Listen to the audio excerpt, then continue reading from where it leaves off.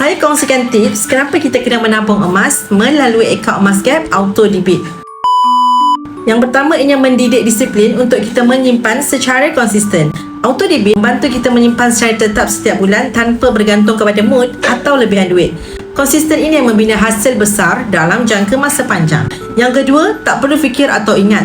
Tak perlu risau terlupa nak simpan ataupun terlupa nak login ke akaun. Sistem akan tolak automatik daripada akaun bank dengan mudah dan tanpa beban ikut tarikh yang tuan-puan setkan. Yang ketiga, bina aset tanpa rasa terbeban. Walaupun jumlah kecil, bila dibuat secara automatik dan konsisten, lama-lama ia akan jadi simpanan yang besar tanpa terasa beban. Yang kelima, kurangkan godaan berbelanja. Bila kita ada duit, terus ditukar ke dalam bentuk aset emas sebelum sempat digunakan untuk perkara lain. Ini dapat membantu mengawal keuangan kita lebih baik.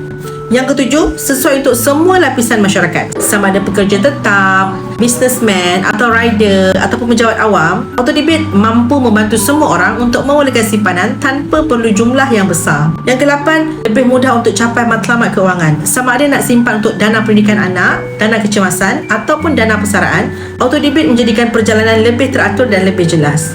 Yang kesembilan, Auto Debit bukan sekadar cara menyimpan, tetapi sistem yang membentuk disiplin dan membantu kita membina kekayaan secara senyap.